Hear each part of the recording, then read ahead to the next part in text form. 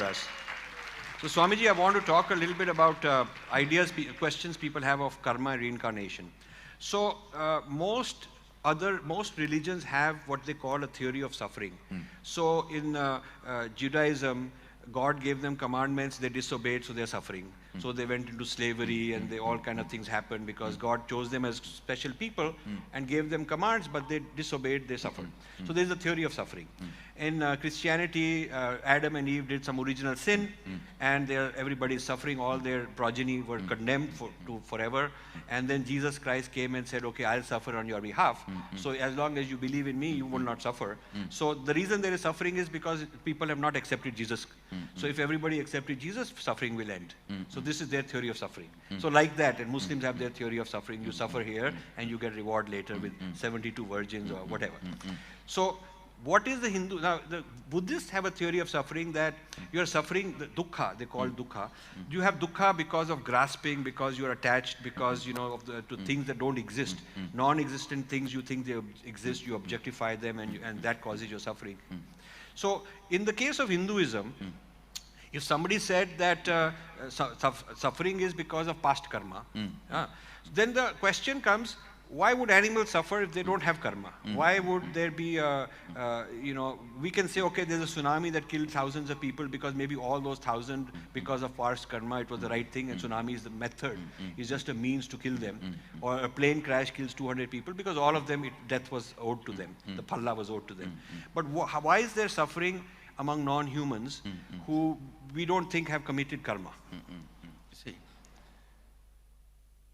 let me define karma as per Agama, Okay. Sadashiva's view. Okay.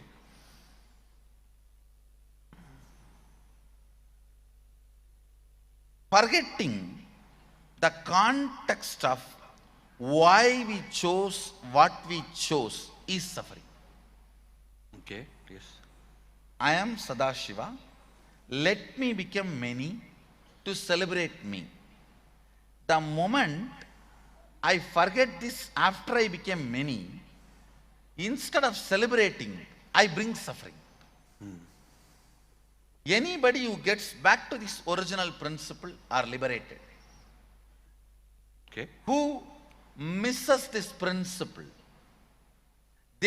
because they do not know the context, they do not know the context why they attracted this person in their life, why they manifested this situation in their life. The moment they know, if they feel bad with that person, they will know at least how to get rid. If they feel good with that person, they know how to keep him. If they see the knowledge, immediately liberates.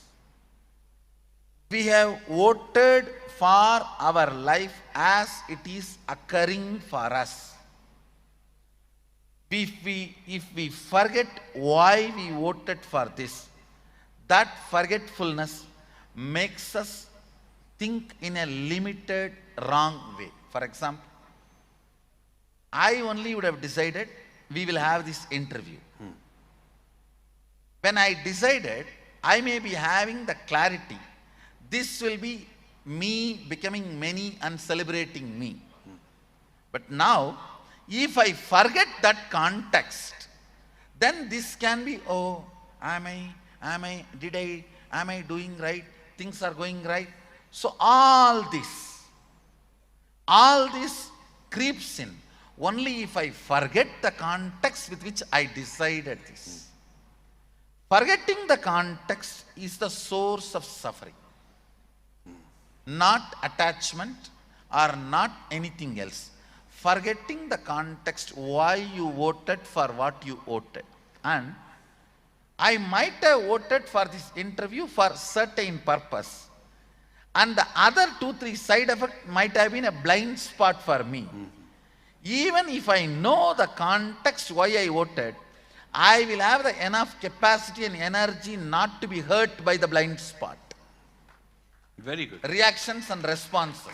But this applies to human beings. Yes. What about animals? See, now what I am saying, even in animals, we can't say they have not done something bad. They are bad and they are suffering bad is not in their will. For example, tiger eats deer. It is its life. He can't eat grass. He can't eat grass. So, he is forced to do bad and he is forced to suffer the bad because he does not have a will. In both, it is not suffering. So, Suffering can be called as suffering if you are having the freedom in generation of the karma and the experience of the karma. so Here- if a snake swallows a small mouse, it's a very painful death for the mouse. He's going to be swallowed alive. Yes. And nature is full of natural violence. Yes. Natural violence. I Yes. mean, there's a volcano and million And the things same like- way the snake is going to be killed by some other animal. Yeah. So I should say, neither the snake swallowing the frog nor some other animal swallowing the snake has any freedom for the snake. So we should call the karma of the human beings a different word. Right. Karma of the animals different word.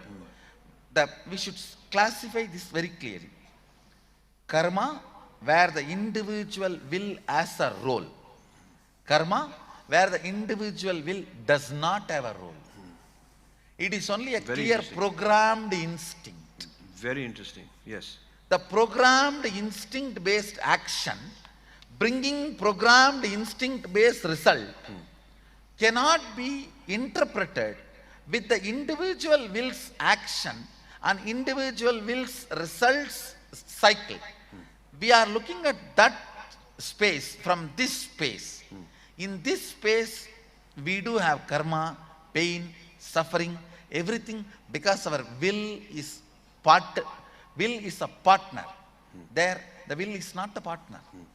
The three plane where will is the partner, suffering happens, what we call it as suffering.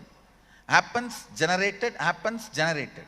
Same way, will is a partner where good and bad are generated, enjoyed, generated. There's another one space where only good things happen. There also there is no will. Only good thing is generated as a programmed instinct in Devaloka.